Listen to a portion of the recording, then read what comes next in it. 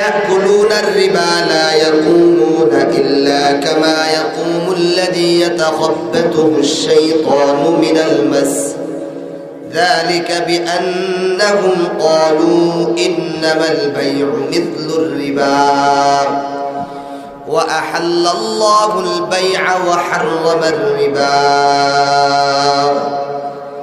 আল্লাহ পাক রব্বুল আলামিন নীতি প্রণয়ন করেছেন, হে দুনিয়ার মানুষেরা, আমি আল্লাহ পাক রব্বুল আলামিন সুদের মাধ্যমে ইনকামকে সম্পূর্ণ হারাম ঘোষণা করলাম। সুদ খাওয়া যাবে না, সুদ হারাম হারাম।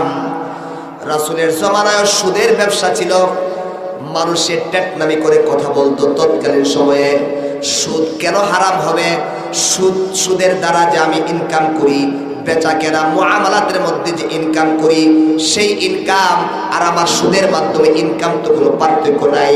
যদি বেচা কেনার মাধ্যমে, ব্যবসার মাধ্যমে ইনকাম যদি হালাল হয়, সুদের মাধ্যমে ব্যবসা কেন হালাল হবে না? এই ধরনের স্লোগান রাসূলের জমানায় দিত। তারা বলতো যালিকা বিআন্নাহুম ক্বালু ইন্নামাল বাইউ মিথলুর রিবা।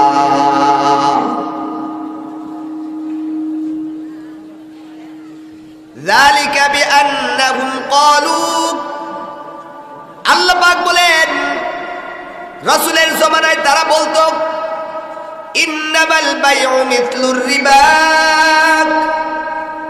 সুদ বেচা কেনা উভয়টাই জায়েজ। বেচা কেনা যেমন জায়েজ, সুদও জায়েজ, এজন্য আমরা সুদ খাই। আর আল্লাহ পাক রব্বুল আলামিন বলেন ওয়া আহাল্লাল্লাহুল বাই'a ওয়া হাররামার রিবা, আমি কিন্তু বেচা কেনাকে হালাল করেছি, আর সুদের মতো এই কাজকে জঘন্য অপরাধ হিসাবে আমি আল্লাহ হারাম ঘোষণা করেছি।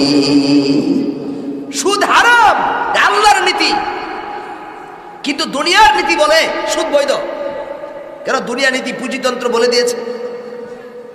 এই জন্য সরকারিভাবে, রাষ্ট্রীয়ভাবে সুদখোরদেরকে কোনো অ্যাকশন নেয় না।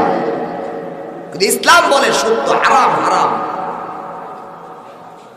আল্লাহ বলেন সুদের অনেক প্রকার ভেদ আছে। এলাকার মধ্যে দেখা যায় কট নামে, দায় সুদি নামে, জমি বন্ধক দেওয়া নামে যে সমস্ত কারবারগুলি চলে, এগুলি সুদের অন্তর্ভুক্ত। 50,000 টাকা আপনি দিলেন একজনকে, সে আপনাকে জমি দিল। এই জমি আপনি ততদিন করে খাবেন যতদিন টাকা ফেরত না দিতে পারে। এটা আপনার এলাকায় কি বলে? বন্ধক। 50,000 টাকা আপনি দিয়েছেন এক ভাইকে, সে আপনাকে জমি দিয়েছে। যতদিন পর্যন্ত 50,000 টাকা ফেরত না দেবে ততদিন পর্যন্ত আপনি জমি করে খাবেন। এটাকে কি বলে? বন্ধক। এটাও সুদ। আপনি 50 দিলেন আর 50 ফেরত পেলেন। 50 দিয়েছিলেন, 2 বছর পরে 50 তো ফেরত পেয়ে পেলেন, মাঝখানে জমি করে খাইলেন, এটা অতিরিক্ত। 50-এর বদলায় 50 পেয়ে ফেলছেন, মাঝখানে জমি যে করে খেয়েছেন, এটাও সুদ। আল্লাহ বলেন ফামান জাআহু মাউইযাতুম মির রাব্বিহি ফান্তাহা ফালাহু মা সালাফ। আজকের আগে জানতো না যে এটা সুদ। আজকের আগে জানতো না সুদ যে এত জঘন্যতম হারাম। আজকের আগে জানতো না, শুধু আজকেই জানছে। আল্লাহ বলেন যদি তুই সত্যিকার অর্থে আগে না জেনে থাকস আমি যে সুদ হারাম করেছি, যাও আজকের আগের কাজগুলিকে আমি আল্লাহ ক্ষমা করে দিলাম। ফালাহু মা সালাফ, মানে এই যে আমি যে সুদের উপরে ছিলাম, এই সুদটা যে হারাম, এই জিনিসটা আমি জানতাম না, আজকে মাত্র জানছি। আল্লাহ কই যে আগে না জানা থাকস, তোরে যেটা গেছে গা ফালাহু মা সালাফ, অতীতটা মাফ। কিন্তু ওয়ামান আদা, হারাম জানার পরও যে সুদের সাথে সংশ্লিষ্ট, ওয়ামান আদা ফাউলাইকা আসহাবুন নার। আল্লাহ বলেছেন যে ব্যক্তি সুদ হারাম জানার পরেও সুদের সাথে সংশ্লিষ্ট রইল, আল্লাহ বলেন ফাউলাইকা আসহাবুন নার, তারা জাহান্নামী। জাহান্নামী, শুধু জাহান্নামী না, হুম ফিহা খালিদুন, তারা চিরকাল আমার জাহান্নামে জ্বলবে। সুদখোর, আল্লাহ বলেছেন সুদখোর যারা হবে, হারাম জানার পরেও হারামের সাথে সংশ্লিষ্ট রইল, সুদের সাথে অটল রইল, আল্লাহ বলেন তারা চিরকাল জাহান্নামী। যদি সুদের সাথে কেউ সংশ্লিষ্ট থাকে থাকেন বুঝে নেন। আর সুদ যে হারাম এটা কতজন জানে না? সবাই সব সুদ করে জানে না?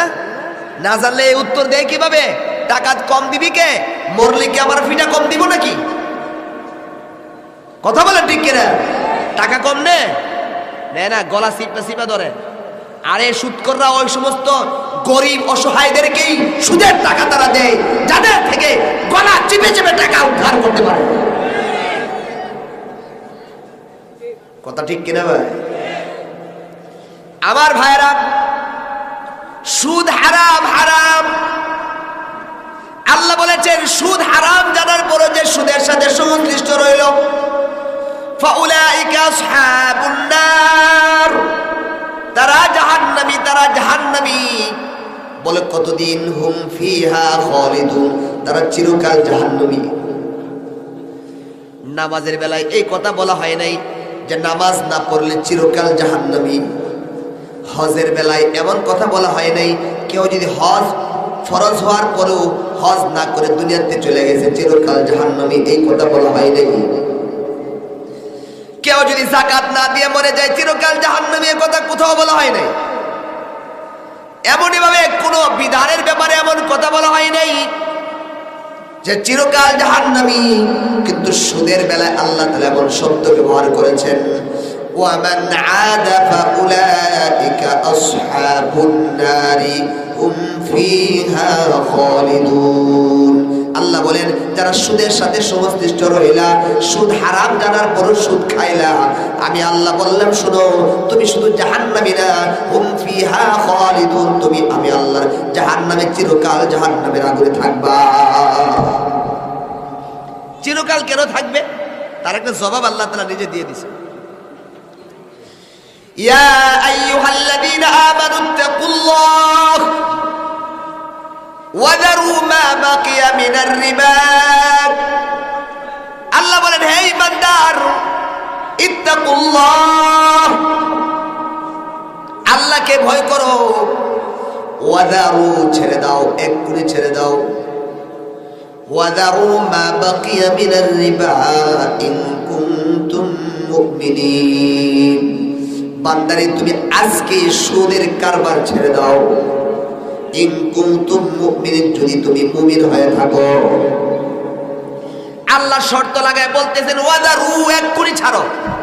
উতরুক মানে ছেড়ে দাও, একটু বিলম্ব হলে অসুবিধা নাই। আর দার, ছেড়ে দাও ফাওরান, এক্ষুনি ছাড়ো। ওয়াযারু মা বাকিয়া মিনার রিবা, আল্লাহ বলেন সুদের অংশ তুমি ছেড়ে দাও, এক্ষুনি ছাড়ো। ইন কুনতুম মুমিনিন, যদি তুমি মুমিন হয়ে থাকো, তাহলে এক্ষুনি তুমি সুদের কারবার ছেড়ে দাও। তাহলে রিপিট করেন, মাফহুমে মুখালেফ করেন। যদি না ছাড়ে তাহলে বোঝা গেল সে মুমিন না। কথা বুঝেন নাই? আল্লাহ কি বলছে? যদি মুমিন হয়ে থাকো এখনই তুমি সুদ ছাড়ো, যদি না ছাড়ে সে কি হলো? মুমিন না। যদি তুমি মুমিন না হয়ে থাকো এখনই ছেড়ে দাও, যদি তুমি মুমিন হয়ে থাকো এখনই ছেড়ে দাও। আর যদি না ছাড়ে বোঝা গেল সে মুমিন না। যে মুমিন না তার জন্য চিরকাল জাহান্নাম।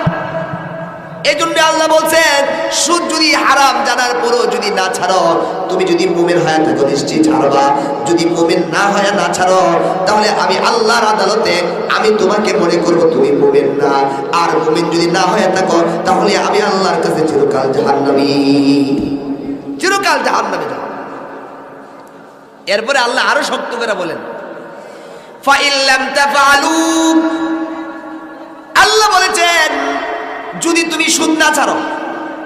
ফাইন লাম তাফআলু, যদি তোমরা সুদ না ছাড়ো, বলে কি হবে? ফাযানু, রেডি হয়ে যাও। ফাযানু, রেডি হয়ে যাও। বিহারবিন মিনাল্লাহি ওয়া রাসূলি, আল্লাহ এবং আল্লাহ রাসূলের সাথে যুদ্ধ করতে রেডি হয়ে যাও। ফাইন লাম তাফআলু, যদি তুমি সুদের কারবার না ছাড়ো, ফাযানু বিহারবিন মিনাল্লাহি ওয়া রাসূলিহি, তাহলে আল্লাহ এবং রাসূলের সাথে যুদ্ধ করতে তুমি রেডি হয়ে যাও। কে আছে আল্লাহ এবং রাসূলের সাথে যুদ্ধ করতে পারবে? ভাই, সুদের সাথে যারা সংশ্লিষ্ট ভালো করে বোঝেন। আল্লাহ তাআলা কত হার্ড ভাবে বলেছেন, কত শক্ত ভাবে বলেছেন, যদি তোমরা সত্যিকার অর্থে সুদ না ছাড়ো আমি আল্লাহর সাথে যুদ্ধ করতে রেডি হও। পৃথিবীর কোনো মানুষ আল্লাহর সাথে যুদ্ধ করে টিকে নাই, তুমিও কোনোদিন টিকবে না। কথা বলেন ঠিক কিনা? ফেরাউন নমরুদ যুদ্ধ করতে গেছিল, আল্লাহর সাথে টেক্কা দিতে গিয়েছিল। পৃথিবীর কোন পরাশক্তি রব্বে কারীমের সঙ্গে টেক্কা দিয়ে পারে নাই। বর্তমান জামানায় যারা আল্লাহর সাথে টেক্কা দিতে চায় তারা টিকবে না ইনশাআল্লাহ। উলামায়ে কেরামের বিদ্বেষপূর্ণ মনোভাব নিয়ে যারা ওয়ারাসাতুল আম্বিয়া, নবীদের ওয়ারাসাদের সাথে টেক্কা দিয়ে পৃথিবীর কোনো ইতিহাস নাই যে টিকেছে। ইনশাআল্লাহ তোমরাও টিকবে না। আমরা হার্ড কথা বলি না, আমাদের কাজ হলো বলে যাওয়া। আমাদের কাজ হলো বলে যাওয়া, মানা না মানা তোমাদের কাজ। রাসূল সাল্লাল্লাহু আলাইহি ওয়াসাল্লাম চেষ্টা করেছেন আবু তালেবকে হেদায়েত দেওয়ার জন্য। কথা ঠিক কিনা? আবু তালেবকে অনেক চেষ্টা করেছেন। রাসূলের জিন্দেগিতে সবচেয়ে বেশি উপকার কে করছেন? রাসূলকে? আবু তালেব। রাসূলের জিন্দেগিতে রাসূলকে সবচেয়ে বেশি উপকার করেছেন আবু তালেব। আরে আবু বকর রাদিয়াল্লাহু তাআলা আনহু, যিনি গারে সেই গুহার মধ্যে সঙ্গী ছিলেন, মদিনার হিজরতের সফর সঙ্গী ছিলেন, আবু বকর তো আবু বকর হয়েছে রাসূলের নবুয়তের পরে। আর আবু তালেব ছিল রাসূলের জিন্দেগির ৮ম বছর থেকে। রাসূলের ৮ম বছরেই আব্দুল মুত্তালিব মারা যায়। আর সেখান থেকেই আবু তালেবের জিম্মাদারি শুরু হয়েছে। সে আবু তালেব আল্লাহ রাসূল সাল্লাল্লাহু আলাইহি ওয়াসাল্লাম মৃত্যুর সময় তার কাছে গেছেন, গিয়া বারবার পিড়াপিড়ি করছেন, চাচা শুধুমাত্র আপনি কালিমাটা পড়েন, বাকি দায়িত্ব আমার। কিন্তু পারছেন কি? হেদায়েত দিতে পারছেন? বরং আল্লাহ তাআলা আরো আয়াত নাযিল করে বলে দিবেন, ইন্নাকা লা তাহদি মান আহবাবতা, আপনি যারে মহব্বত করেন আপনি তো তার হেদায়েত দিতে পারেন না। ডাইরেক্ট ক্যান্সেল করে দিছে, কাজ হবে না। সুতরাং আমরা যতই চেষ্টা করি, উলামায়ে কেরাম যত কথাই বলুন না কেন, হেদায়েতের মালিক কেন বলেন? আল্লাহ। তবে আমাদের কাজ আমরা বলিয়ে যাব, মানো আর না মানো আমাদের দায়িত্ব আমরা পুরো করিয়ে যাব। নারায়ে তাকবীর, দ্বীন ইসলাম, উলামায়ে হক্কানি, ইসলামের শত্রুরা, নারায়ে তাকবীর। আমার ভাইরা, আল্লামা মামুনুল হক, এটা বছরে বছরে আয় না, যুগে যুগে আয় না, শতাব্দীতে একবার আয়। 2020 সাল, আবার 2120 সালে তখন তো আমরা কেউ থাকবো না। ওই 2120 সালে আরেক মামুনুল হক আইতে পারে। মুফতি ফয়জুল করিম, ওই তো জমানায় আয় না। কথা বলেন ঠিক কিনা? আল্লামা বাবুনগরীও গণগণে আসবে না। এই আসছে আবার চলে যাবে। পৃথিবীর ইতিহাস বদলাইতে আসছে তারা, ঘুরে ধরা ইতিহাস। সমাজের মধ্যে যে সমস্ত অপকর্ম চলছে, কোরআন হাদিসের সাথে যে সমস্ত বিদ্বেষপূর্ণ মনোভাব মানুষের দিলে আশ্রয় নিয়েছে, ওই সমস্ত কোরআন হাদিসের সাথে ঝং ধরা সেই সমস্ত ঘুরে ধরা সমাজকে হেফাজতের জন্য তাদের কণ্ঠ ব্যবহার হচ্ছে। সুতরাং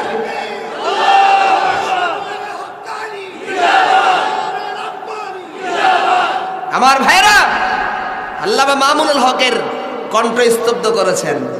আর ভাবছেন আটকাই দিলে বুঝি আটকানো হয়ে গেল। আমার তো মনে হয় আগে যদি 20% মানুষ মামুনুল হকের নাম জানতো, এখন জানে 90%। আগে যদি 20% মানুষ তার মহব্বত করে থাকে, এখন আওয়ামী লীগেরও অনেক ভাই আগে তার নামও চিনত না, এখন ভালো করে চিনে। এই 2-4টা কয়েকটা কথা করলে তো কইব, গার মটকায় দিবে, একটা এর কাছেই আছে। কথা ঠিক কিনা? আসো, খেলা হবে। আরে আমরা তো খেলতেছি ওই আল্লাহ রাসূলের জমানার থেকে। ওই আমাদের অনেক উলামায়ে কেরাম সে জবাব দিচ্ছেন, আমি ছোট মানুষ, সেই জবাব আমি দিতে চাবো না। আমার ভাইরা, খেলা হবে, খেলা হবে। এটা তো একটা বাচ্চা মানুষের কথা। বাচ্চা পিচ্ছিরানে বলে খেলতে যাবো, যে কোনো বুঝমান ভালো মানুষের কথা নয়। এটা কোনো সমাজ সেবকের কথা নয়। এটা কোনো এমপি মন্ত্রীর কথা হতে পারে না। এটা একটা ছোট মানুষের কথা, 10 বছরের 5 বছরের ছেলের কথা। খেলতে যাবো মাঠে। কথা ঠিক কিনা? এটা কোনো বুঝমান মানুষের কথা হতে পারে না। সুতরাং এর কথা নিয়ে বেশি বাড়াবাড়ি করা আমরা দরকার নেই। আর একটাই কিছুদিন আগে হাত বলে ভেঙে দিব কোন তুই মাতার তাক ছিঁড়লে যাওয়া হয়।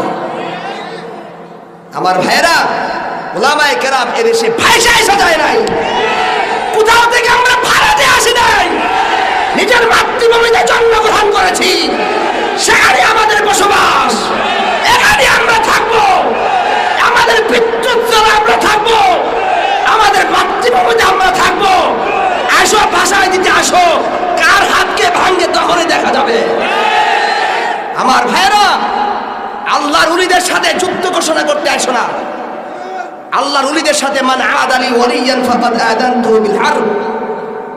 আল্লাহ রাসূল বলে দিয়েছেন, যারা আমার কোন ওলির সাথে গাদ্দারি করবে, শত্রুতামি করতে চায়, তাদের সাথে আমি আল্লাহ যুদ্ধ ঘোষণা করেছি। যত বড় ক্ষমতা হোক, নমরুদ্দার তো বেশি না। কি কন?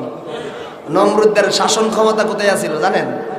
ইরাক শহরের ইরাক নামক দেশের বাবেল শহরে বিশাল বড় গদি ছিল। সেখান থেকে সারা পৃথিবী সে ক্ষমতা প্রয়োগ করত। আর নমরুদ্দা ভাবছে আমার ক্ষমতা নিতে পারবো এমন কোন লোক আছে পৃথিবীতে? মশা বাহিনী যেন আই পড়ছে, ধরে একটা মশা ঠেক নাই, হ্যাঁ আল্লাহর কাছে কয়, আল্লাহ তুমি আমার কিল্লি পাঠাইছো, আমি তো একটারও ধরতারি না। আল্লাহ আর তোর কাছে বড় রেলে আনতেছে, তোমার কাছে বড় রে আনতেছে। তবে আমাদের কোনো কথা কাউকে গদিত বসানোর জন্য, কাউকে গদি থেকে নামানোর জন্য আমরা কথা বলি না। আমরা দেশ চালাইতেছেন, চালান, অসুবিধা নাই, আমাদের কোনো আফসোস নাই, আক্ষেপ নাই। তবে কোরআন হাদিসে আদ দিতে হয়, কথা ঠিক কিনা? আমরা আমাদের ঘরে থাকতে দেন, আমরা মাদ্রাসায় পড়ি, এই জায়গা থাকতে দেন। তবে যদি কোরআন হাদিসের বিরুদ্ধে কোনো কথা আওয়াজ আসে, তখন মাদ্রাসার 4 দেওয়ালের ভিতরে আমরা থাকতে রাজি না। আমরা কিন্তু রাজপথে বেরোয় আসবো, তখন আমাদের কেউ আটকাতে পারবে না। গুলিও আটকাতে পারে নাই, আমাদেরকে বুলেট আটকাতে পারে নাই।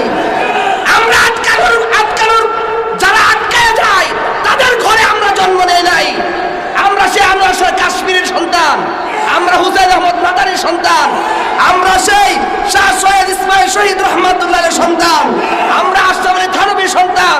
আমরা ইতিহাস পড়ে এতটুকু এসেছি। আমাদেরকে ভয় দেখায় লাভ নাই। আমার ভাইরা, আমাদেরকে ভয় দেখায় লাভ নাই। আমরা কোনো ভয় পাই না। আমরা একমাত্র, আমাদেরকে আল্লাহ ঘোষণা করছে কি জানেন?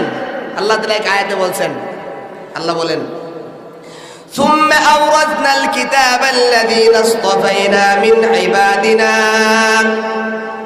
আল্লাহ বলেছেন, আমি আল্লাহ যাদেরকে নিজের হাতে বাছাই করেছি তাদেরকে কোরআনের মালিক বানাই। আমরা সেই সন্তান। ثم أورثنا الكتاب, আমি আল্লাহ কোরআনের ওয়ারাসা বানাইছি, আমি আল্লাহ কোরআনের মালিক বানাইছি। আল্লাযীনা ইসতাফাইনা মিন ইবাদিনা, আমি আল্লাহ নিজের হাতে যাকে বাছাই করেছি, আমি আল্লাহ নিজের হাতে সমাজ থেকে, গ্রাম থেকে, ঘর থেকে যাকে বাছাই করে আনছি, একমাত্র আমি আল্লাহ তাদেরকে কোরআনের মালিক বানাইছি। সুতরাং কিসের ভয়? আল্লাহই কইছে আমরা আল্লাহ বাছাই করেছে।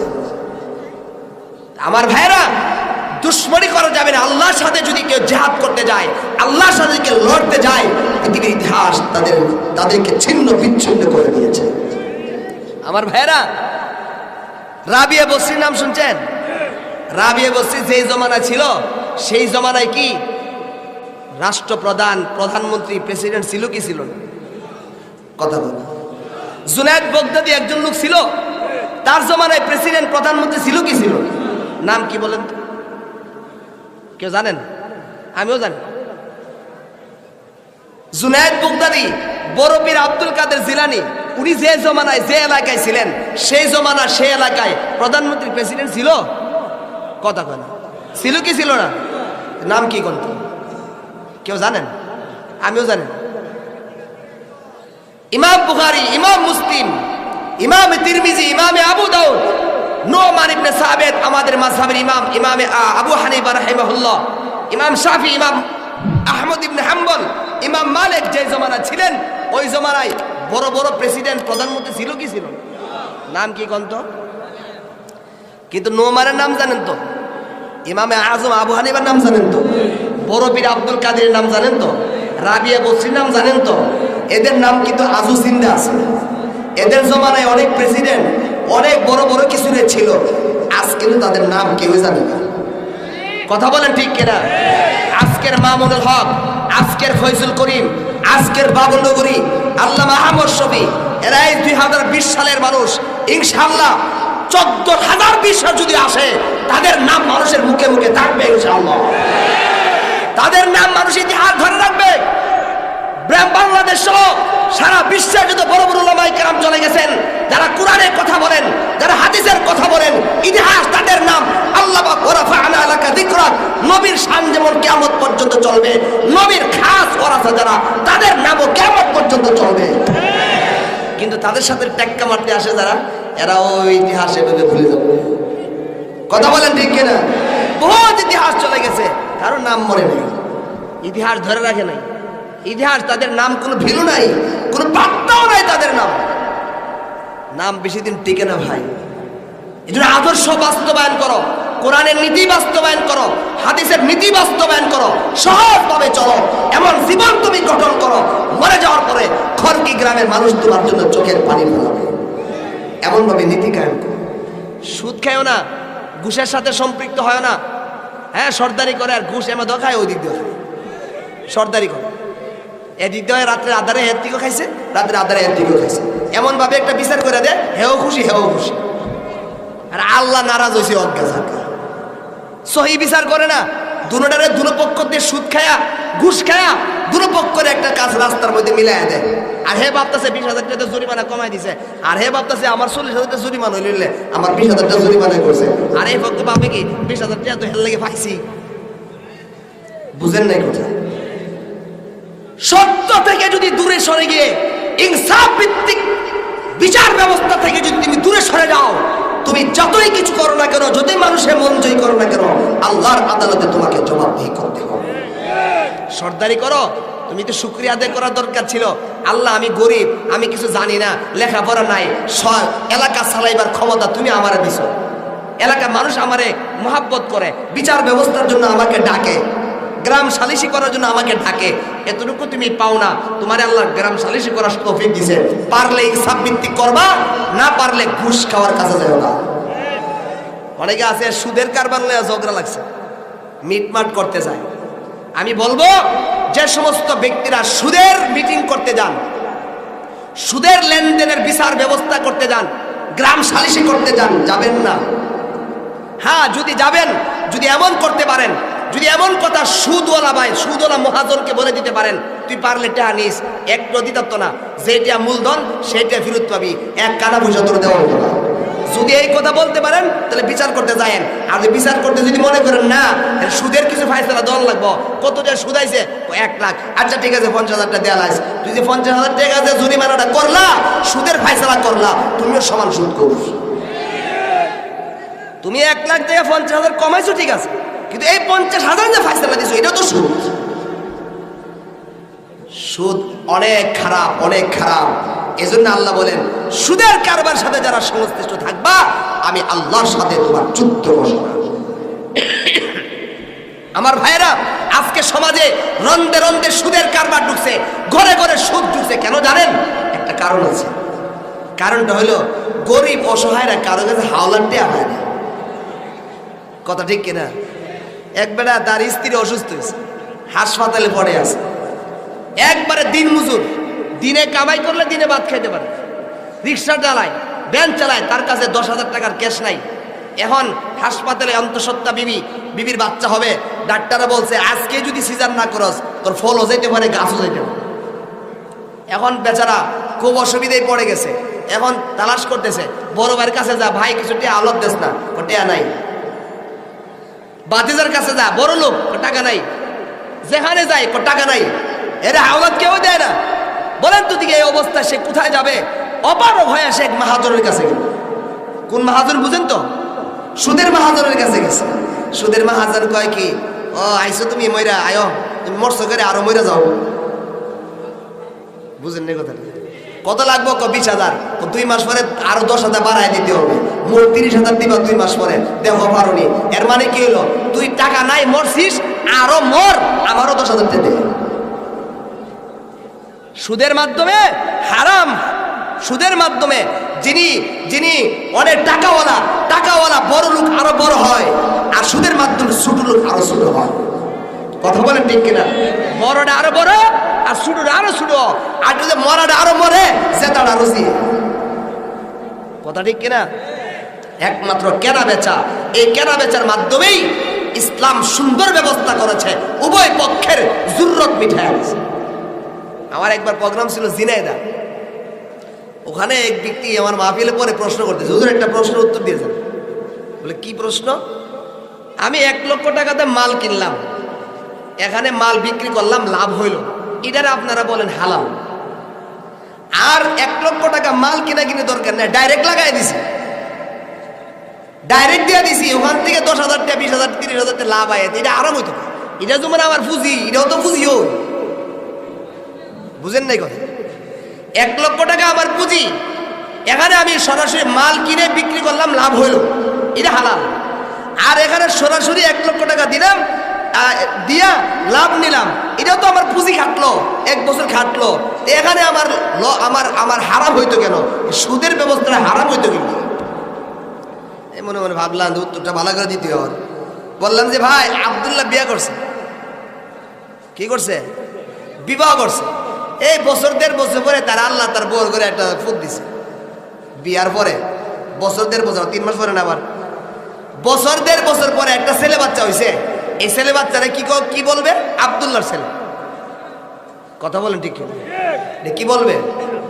আব্দুল্লাহ বিবাহ করছে, বিসমিল্লাহ কুবুল বলছে, বিবির মাধ্যমে বিসমিল্লাহ কুবুল বিবাহ সংগঠিতের মাধ্যমে একটা বাচ্চা হয়েছে, তারে মানুষ কয় কি আব্দুল্লাহর ছেলে হয়েছে। কথা বলেন ঠিক কিনা? আরেক বেচারা আব্দুর রহমান, হ্যাঁ বিয়া বিসমিল্লাহ কুবুল টুবুল দাঁড়ারি না, ডাইরেক্ট গেছে, ডাইরেক্ট গিয়ে বাচ্চা হয়ে গেছে। এখন এটারে কি কইব? কথা কন, যারোর সন্তান, হারাম, এটা হারাম। কি পার্থক্য? এরা বিসমিল্লাহ কুবুল বলা আছে, এরা বিসমিল্লাহ কুবুল নাই, উদ্ধৃত পার্থক্য তো উদ্ধৃত। এখানে বিসমিল্লাহ কুবুলের ভায়া হয়া বিবাহের বিসমিল্লাহ কুবুলের একটা আবদ্ধ ইজাব কুবুলের মাধ্যমে, একটা বিসমিল্লাহ কুবুলের মাধ্যমে একটা মাধ্যম হয়া সন্তান হয়েছে, ঠিক এটাকে হালাল বলেছে। বেচা কেনা, একটা পণ্য কেনা বিক্রির মাধ্যমে মাধ্যম বানায় লাভ হয়েছে, এটাকে হালাল বলেছে। আর ওই জায়গার মধ্যে যেমন ভাবে একটা বাচ্চা সরাসরি হয়েছে বিসমিল্লাহ কুবুল ছাড়া, কোনো মাধ্যম ছাড়া সরাসরি ঢোকার কারণে মানুষ যেমন হারাম বলে, ঠিক তদ্রুপ ভাবে সরাসরি টাকা লাগাইয়া ইনকাম নেওয়াটাকেও আল্লাহ তাআলা যারা সন্তানের মধ্যে হারাম বলেছে।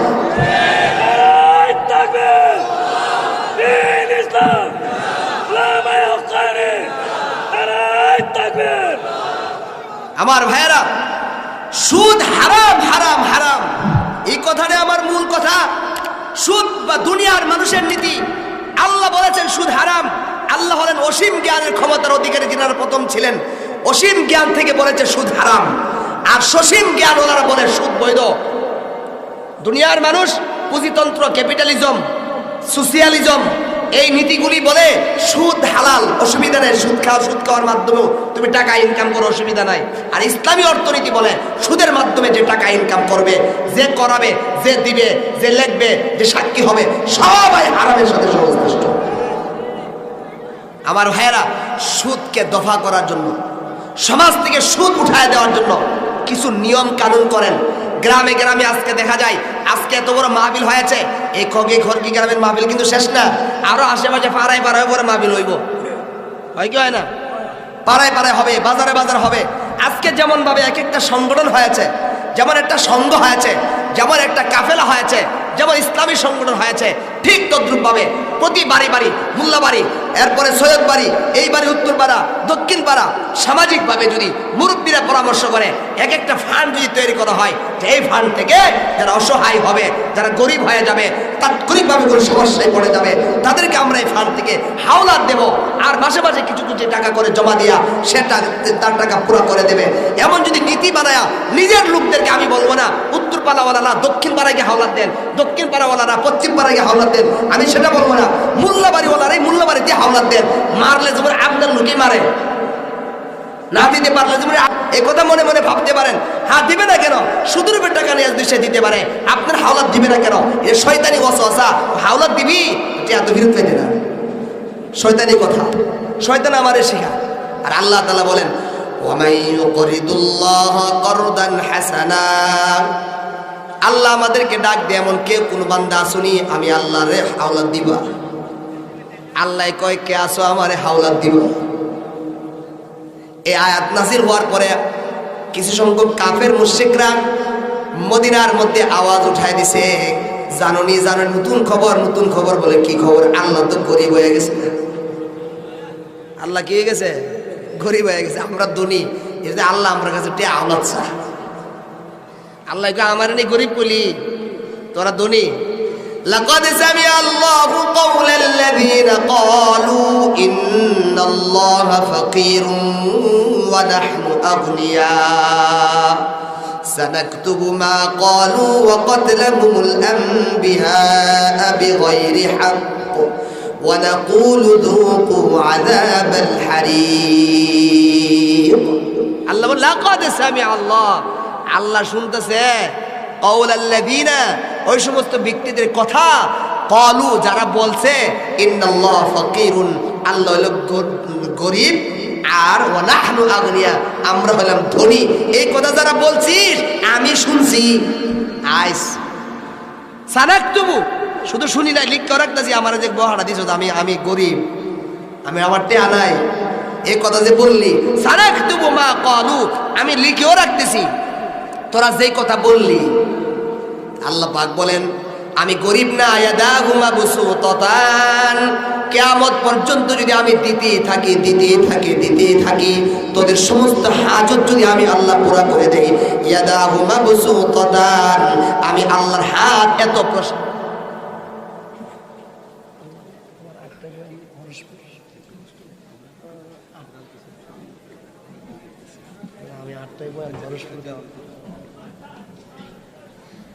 আল্লাহ পাক রব্বুল আলামিন বলেন হে দুনিয়ার মানুষেরা, আমি আল্লাহকে কে হাওলাত দিবা, আমি আল্লাহকে কে হাওলাত দিবা, এটা মনে করো না যে আমার টাকা পয়সা নাই, আমি গরিব, এটা মনে করো না। ইয়াদাহু মাবসুতাতান, আমি আল্লাহ পাক রব্বুল আলামিনের দুই হাত এত এত প্রসারিত, আমার দুই হাতের খাজানা এত বেশি, কিয়ামত পর্যন্ত যদি আমি দিতে থাকি আমি আল্লাহর খাজানার মধ্যে এক চুল পরিমাণও কমবে না। কি গরিব কস্তরা। রাসূল হাদিসের মাধ্যমে বলে ইয়াদাহু মাবসুতাতান, ওমাই ইউকরিদুল্লাহ করদান হাসানার অর্থ কি?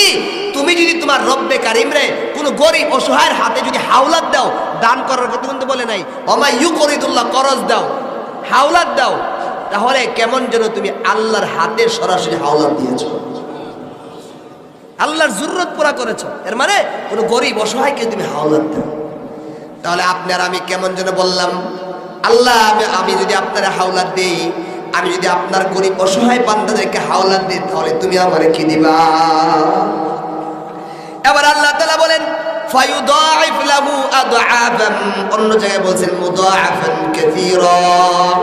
আল্লাহ বলেন বান্দা তুমি শুনো, আমি আল্লাহ পাক রব্বুল আলামিনকে যদি তুমি হাওলাত দাও, আমার কোন গরিব বান্দার হাতে যদি তুমি হাওলাত দাও, আমি আল্লাহ তোমার সাথে ওয়াদা করলাম তুমি যা দিবা আমি আল্লাহ তোমার ডবল দিয়ে দেব। ফায়ুদাইফ, তোমার ডবল দিয়ে দেব। আল্লাহ আমার কত দূর, আমি একজন শাহেনশাহ মালিকুল মুলক, সারা জগতের বাদশাহ, আমার একটা অসহায় বান্দারে সহযোগিতা করলো, 1 লাখ টাকা আওলাদ দিছে, আমি যদি তার 2 লাখ টাকা দেই কম হয়ে যাবে না? কোথায় আল্লাহ তুমি কি দিবা?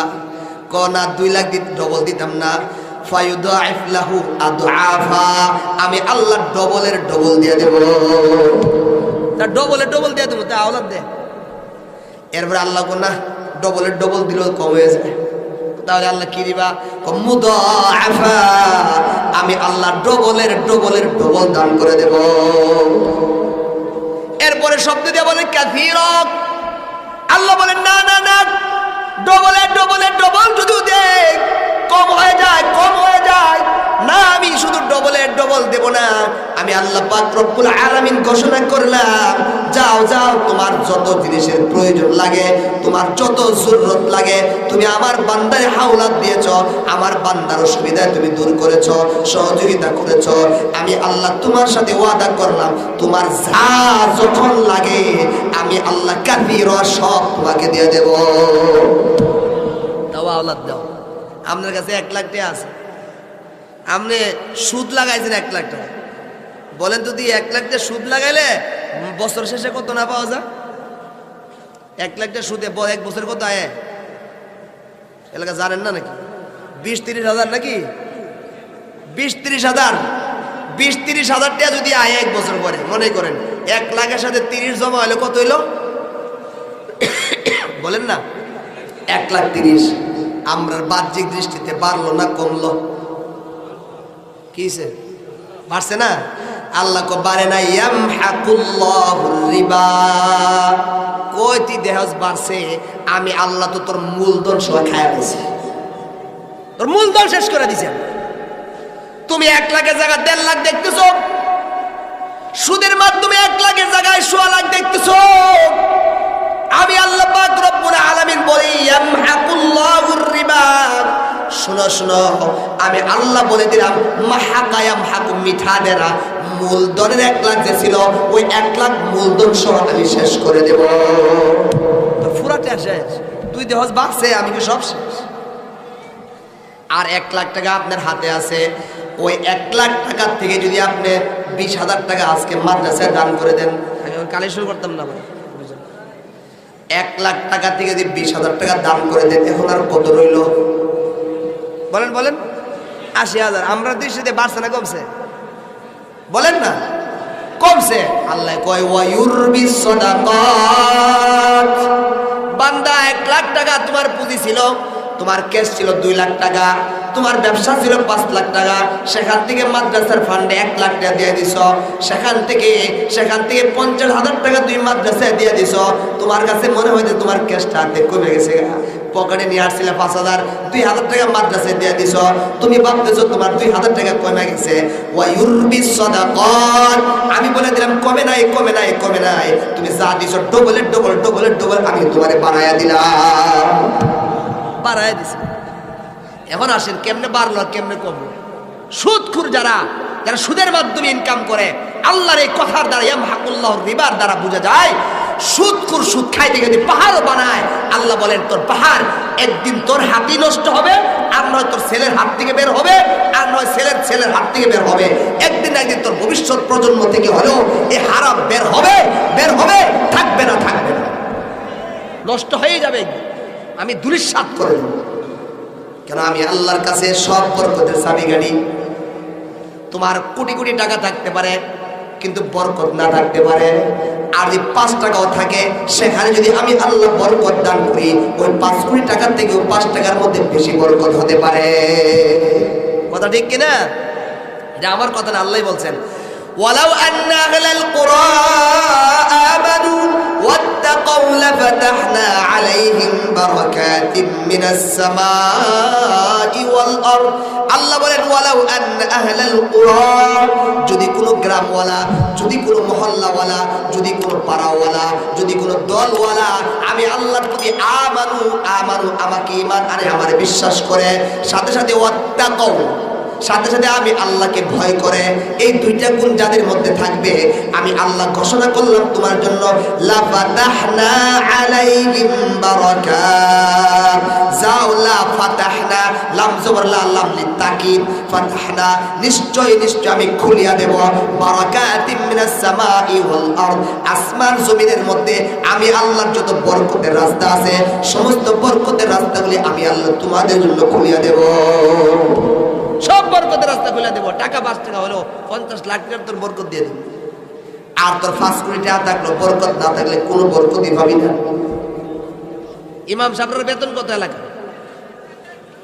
হ্যাঁ 3000 4000 5000 নাকি ধরেন 6000 6000 হলে প্রতিদিন কয় হাজার 200 নি 200 তাহলে প্রতি অক্টে প্রতি টিপে কত হইল 40 টাকা নাকি হয়তো 6000 হইল 6000 টাকা মাসে ইমাম সাহেবের বেতন অনেক বেশি মনে হয় নাকি কি বলেন এরপরে ইমাম সাহেবের বেতনের টাকা ইমাম সাহেব উড়ে আনুন লাগে সেক্রেটারি বয়া বেতন বুঝবে ইমাম সাহেবের টাকা আলি ভাগ করবার লাগে সেক্রেটারি সভাপতি তোমার এই কেডা করে সভাপতি হইতে তোমার এই কেডা করে সেক্রেটারি হইতে ইমাম সাহেব যদি বাড়িতে পাঠাও টাকা কালেকশন করবার লাগে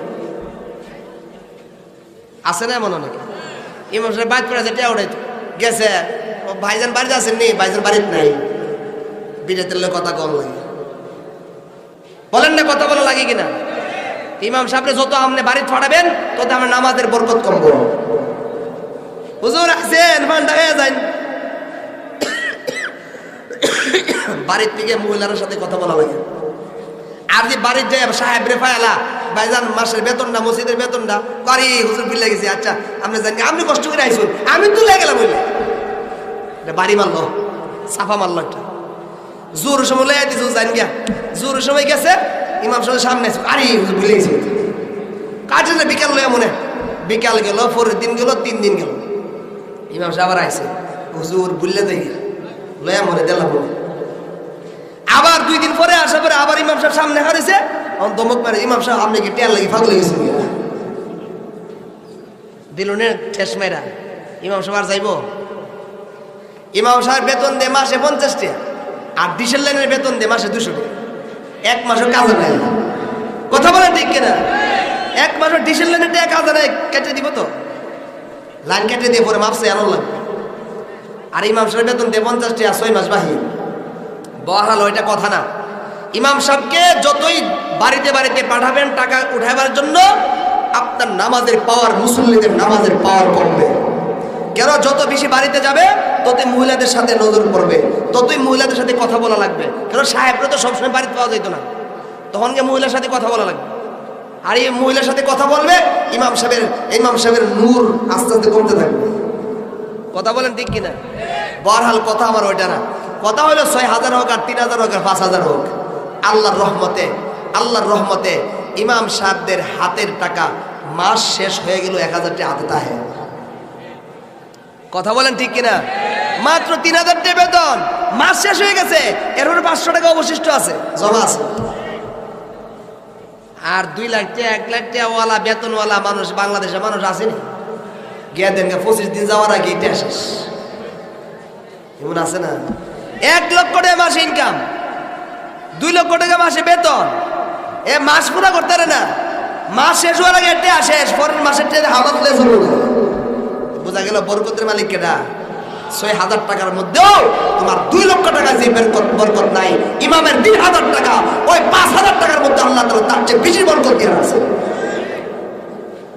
আমরা রে কই টিবিল ফাইতে ফাইতে বলে টাকা কালেকশন মাদ্রাসার লাগি টাকা চাই এই ট্রাক পাইতে রাখছে মাদ্রাসার টাকা দিবার লাগি আছে না অনেকে আর এই মাদ্রাসাওয়ালারা কি টিবিল ফাইতে ফাইতে টাকা চায় না এরা কি যারা চায় এরা কি নিজের পকেটের জন্য চায় এরা নিজের পেটের জন্য চায় না আপনার মাদ্রাসার জন্য চায় আপনার মাদ্রাসার এতিম ছেলেদের জন্য চায় বলেন কথা বলেন ঠিক কিনা এরা কি ভিক্ষা করে ভিক্ষা কাকে বলে যারা নিজের জন্য চায় নিজের জন্য যারা চায় এরা ভিক্ষুক আর যারা মসজিদ মাদ্রাসার জন্য চায় তারা মসজিদ মাদ্রাসার একনিষ্ঠ খাদেম কথা বলেন ঠিক কিনা আর এই মাদ্রাসাওয়ালারা তো টিবিলের উপরে আসা আর যারা বলে হাত ভেঙে দেবে তারা তো টিবিলের নিচে হাত ধোয়ায় দেয় কথা বলে ঠিক কিনা মাদ্রাসাওয়ালা যে তোমার 1 টাকা 2 টাকা কালেকশন করা এই টাকা মাদ্রাসাওয়ালারা চায়া টাকা এতিম ছেলেদেরকে খাওয়ায়া দেশের টাকা দেশে রাখে আর তুমি তো টিবিলের নিচে হাত দিয়া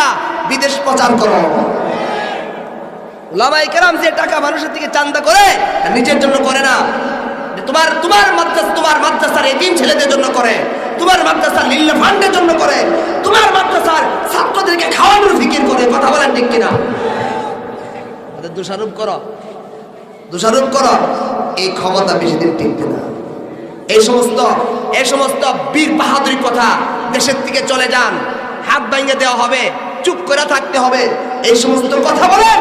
এই সমস্ত কথা বলার এর সাহস কোথায় থেকে আসে? ইনশাআল্লাহ জনগণ কোন না কোনদিন ইনশাআল্লাহ তার জবাব নিয়ে নেবে ইনশাআল্লাহ। আমার ভাইরা বলতেছিলাম, ওয়ালাউ আন্না আহলাল কুরা আমানু ওয়াত্তাকাউ লাফাতাহনা আলাইহিম বারাকাতিন মিনাস সামাই ওয়াল আরদ। আল্লাহ পাক রব্বুল আলামিন বলেন, যদি কোনো গ্রামওয়ালা, যদি কোনো মহল্লাওয়ালা, যদি কোনো ব্যক্তিরা আমি আল্লাহর প্রতি ঈমান বিশ্বাস আনে, ওয়াত্তাকাউ আমাকে ভয় করে, আমি আল্লাহ বলে দিলাম লাফাতাহনা আলাইহিম বারাকাতিন মিনাস সামাই ওয়াল আরদ, আসমান জমিনের যত বরকতের রাস্তা আছে আমি আল্লাহ কুদরতিভাবে সমস্ত বরকতের রাস্তা তোমাদের জন্য খুলে দেব। এই জন্য আমার ভাইয়েরা আসুন, আমার মূল কথা, আমার কথার খুলাসা, আল্লাহ তাআলা অসীম জ্ঞানের ক্ষমতার অধিকারী, আমরা হলাম সসীম। আল্লাহ আলিমুল গায়ব, আমরা ভবিষ্যতের খবর কিছু জানি না। আল্লাহ যেন আমাদের জন্য কোরআনের মাধ্যমে নীতি দিয়েছেন, সুদ হারামের নীতি সহ আরো যত নীতি দিয়েছেন, সমস্ত নীতির মধ্যে কোনো ভুল হওয়ার সম্ভাবনা নাই। দুনিয়া কামানোর জন্য যে নীতি দুনিয়াওয়ালারা বানাইছেন সেটার মধ্যে ভুল হওয়া স্বাভাবিক। আসুন আমরা সকলেই আল্লাহ পাক রব্বুল আলামিনের সেই নীতিকে বাস্তবায়ন করি, আমরা সুদমুক্ত সমাজ করার চেষ্টা করি, হাওলাতের বাজার আরো খুলে দেই, হাওলাতের দরজা আরো খুলে দেই, যার যে তৌফিক আছে সেই তৌফিক অনুপাতে সমাজ থেকে সুদ দূর করার জন্য চেষ্টা করি। আসুন এই মাহফিলকে জরিয়া করে সমাজকে সুন্দরভাবে ঘুরে কোরআন হাদিস মতো চালাইবার তৌফিক আল্লাহ আমাদের সবাইকে দান করে, সকলে বলে আমিন। ওয়া আখিরু দাওয়ানা আলহামদুলিল্লাহি রাব্বিল আলামিন। আসসালামু আলাইকুম ওয়া রাহমাতুল্লাহ।